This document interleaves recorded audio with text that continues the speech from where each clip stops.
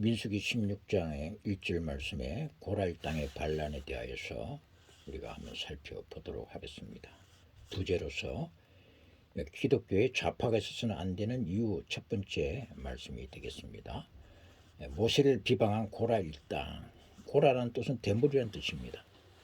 이사야서 3장에 보면은 영혼을 무시하고 교만하여 잠깐 있는 육체의 외모에만 치중했던 이 시온의 딸들에 대한 징벌적 서술에 대한 말씀 가운데 대머리가 숱한 머리털을 대신하고라는 말씀을 우리가 한번 생각해 볼 필요가 있을 것 같습니다.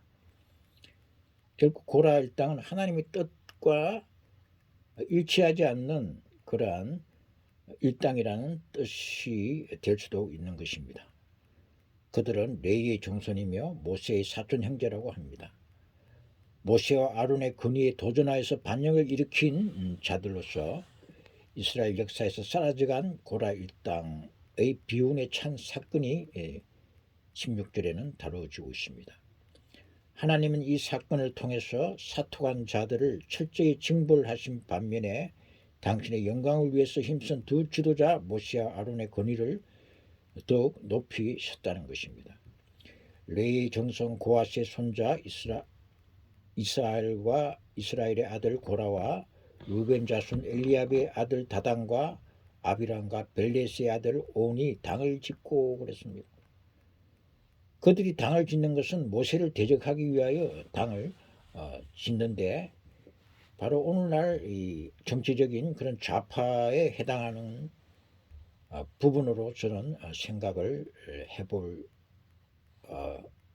여지가 있다는 것입니다.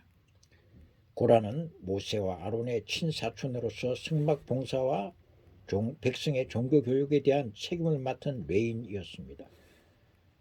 그러므로 고라는 자신도 사촌들처럼 정치 종교 지도자로서의 자격이 충분히 있다고 생각하여 반란을 주도했던 것 같습니다. 하나님의 사람을 세우는 것은 고유의 권한인 것입니다. 그리고 이에 대한 존중이 있어야 되는데 그들은 인본주의적인 인간적인 생각에 잡혀서 우리도 충분한 자격이 있다 생각해서 모세에 대항하여서 반란을 주도했던 것입니다. 오늘 좌파들도 따지고 보면 하나님께서 세운 지도자에 대한 어떤 인본주의적 생각에 잡혀서 반란을 주도한 무리들이 좌파라고 우리가 봐도 될 것 같습니다. 이에 이탈적인 행위가 곧 죄인 것입니다. 이처럼 하나님의 뜻과는 무관하게 자신의 이기적인 생각에 따라 교만히 행하는 자에게는 영광 대신 오직 파멸이 기다릴 뿐인 것입니다. 하나님께서 이 시기에 사사로 세운 목사님을 대적하여 해방하는 자들이 있습니다. 영분별이 되지 않는 자들인 것입니다. 결국 좌파란 건 뭐냐면 영분별이 되지 않는 사람들을 좌파가 되는 것입니다. 하나님께서 세운 권위에 대하여서 도전을 하게 된다는 것입니다. 시기 질투에 잠긴 자, 또 교만한 자들이라고 생각해도 될 것 같습니다. 사무엘하 3장 1절 말씀에 보면은 사울의 집과 다윗의 집 사이에 전쟁이 오래매 다윗은 점점 강하여 가고 사울의 집은 점점 약하여 가니라 그랬습니다. 결국은 그들은 하나님의 뜻과 어긋나기 때문에 점점 약하여 져서 나중에는 파멸이 기다리고 있다는 것입니다.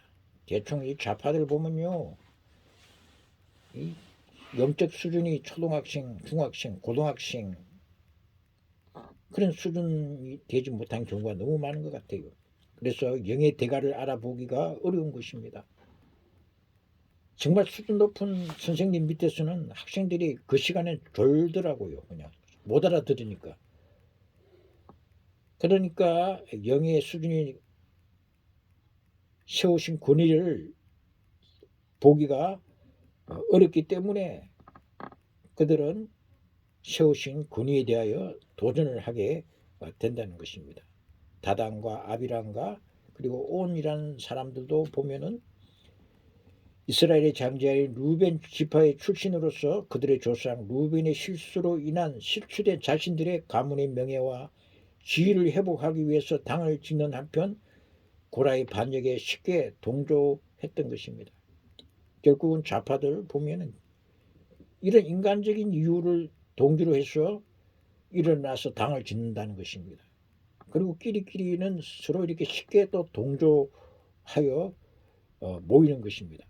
즉 그들은 이스라엘의 장자 집안 출신으로서 정권을 탈취할 분명한 명분이 있다고 생각하여서 분과 의식을 가지고 반란에 임했던 것입니다. 그야말로 인본주의적인 생각을 가진 자들인 것입니다. 하나님의 뜻보다는 자기 인본적인 생각에 잡혀서 당을 만들고 하나님께서 세우신 권위에 대하여 도전을 한다는 것입니다. 이처럼 그들이 거룩한 공동체 내에서 사악한 분과 의식을 조장하며 불의한 정치적 활동을 일삼는 것은 하나님께서 세우신 위계 질서를 정면 부정하고 도전하는 일로서 곧 공동체 전체를 파괴하는 심각한 죄악을 범하게 된다는 것입니다. 결국은 하나님의 뜻에 대한 영적인 무지에서 발달된 것이 좌파라고 볼 수 있는 것입니다.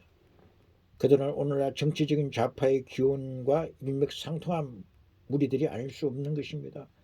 그들은 인간적인 동기와 또 인본주의 사고에 빠져서 신앙적 폐역의 길로 간 것이기 때문인 것입니다. 또 이기심의 발로로서 하나님의 뜻을 거역한 당인 것입니다. 때문에 기독교에서는 결코 좌파가 있어서는 안 되는 이유가 여기에 있는 것입니다. 영분별이 되지 않는 자들, 시기 질투에 잠긴 자, 교만한 자들이 좌파가 되는 것입니다. 우리가 이런 인간만적인 생각과 인본주의 사고 방식에서 우리가 좌파가 된다는 사실을 알고서 결코 우리 하나님의 백성들에게는 이런 좌파가 있을 수 없다는 첫 번째 이유를 오늘 말씀을 통하여 한번 살펴보았습니다. 사랑과 은혜의 여호와 아버지 하나님, 오늘 이 말씀 가운데서